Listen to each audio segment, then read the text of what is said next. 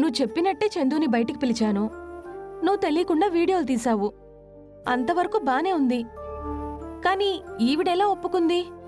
నాకిప్పటికీ అర్థం కావడం లేదు. ఓ అదా, నేనింకేదో అనుకున్నాను. చూడుషా, నువ్వు అనవసరంగా టెన్షన్ పడకు.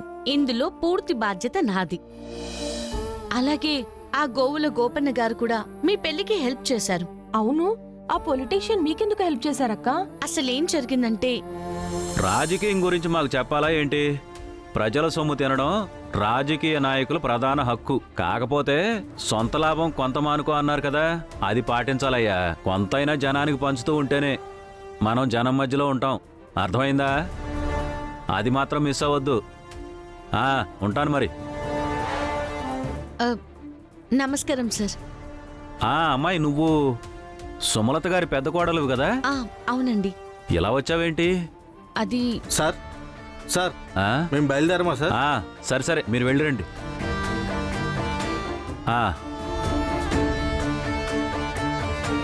ఇలా వచ్చి కూర్చోమ్మా. Thank you sir. ఏంటమ్మా ఎలా వచ్చావు? ఏం పని మీద వచ్చావు? అది మీరు ఒక చిన్న సాయం చేసి పెట్టాలి. ఏంటమ్మా, కొంపదీసి మీ అత్తయ్య గారికి ఇస్తానన్న ఎమ్మెల్యే టికెట్ క్యాన్సిల్ చేసి నీకివ్వమంటావా? అయ్యో కాదు సార్. రాజకీయాల్లో వెన్నుపోటు కామనమ్మా.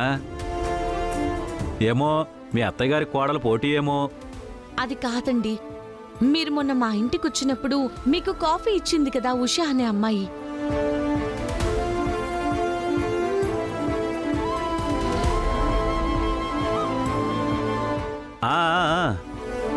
అదే, ఆ రోజు కాఫీ మాత్రం చాలా అద్భుతంగా పెట్టిందమ్మా. చాలా లక్షణంగా కూడా ఉంది.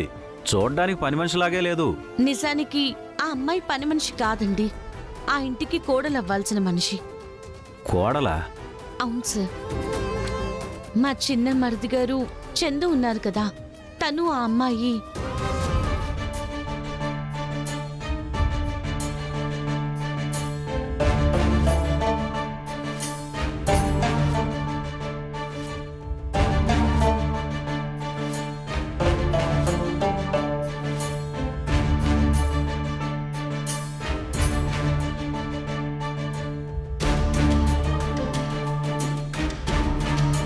కుర్రోడు క్యూట్గా నైస్గా ఉన్నాడు, మరి ఇంత దుర్మార్గుడా?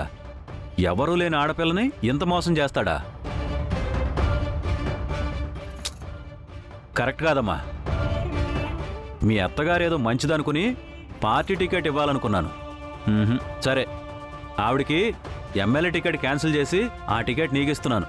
అయ్యో, మా అత్తగారు చెడ్డవారు కాదు సార్.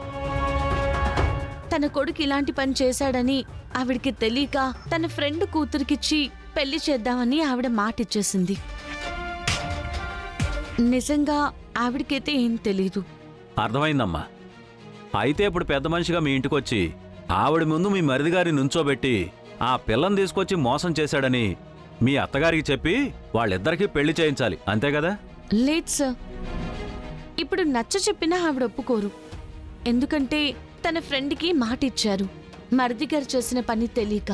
మరి ఇంతకీ నన్నేం చేయమంటావమ్మా? వాళ్ళిద్దరికీ మా అత్తగారి అంగీకారంతో పెళ్లి జరిగేలా చేయాలి సార్. దానికి నా దగ్గర ఒక ప్లాన్ ఉంది. ఏంటి?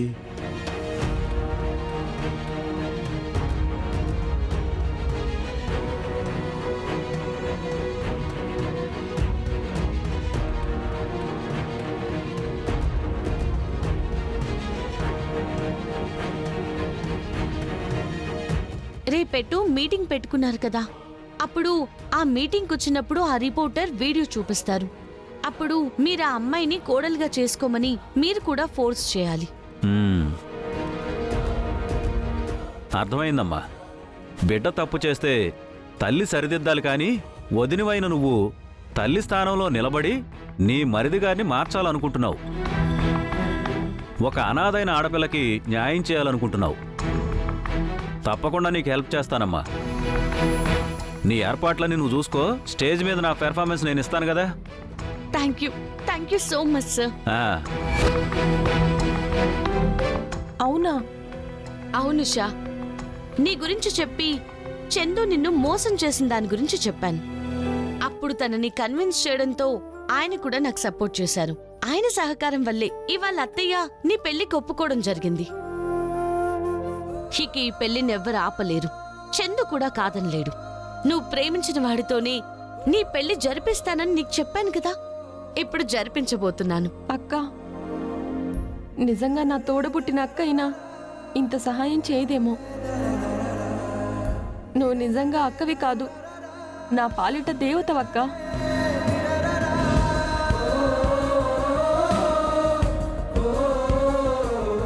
చందు నీవాడే, ఏం కంగారు పడకు. ఏంటమ్మా నువ్వనేది?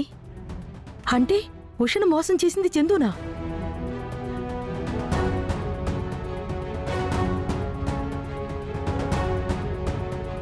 చెప్పొదినా?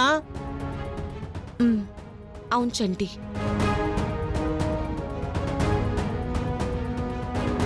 మరి ఈ విషయం మాతో ఎందుకు చెప్పలేదే? మాకు కూడా చెప్పకుండా ఎందుకు దాచిపెట్టావోదునా? చెప్తే ఏం చేసేవాళ్ళు? ఏం చెయ్యడం ఏంటి?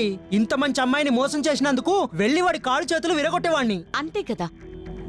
ఈ విషయాన్ని బయటికి చెప్పాననుకో గొడవ పడేవాళ్ళు, ఈ విషయాన్ని బయట పెట్టేవాళ్ళు. అప్పుడు చందుకి ఈ అమ్మాయి మీద ప్రేమ కాదు, ద్వేషం పెరిగేది.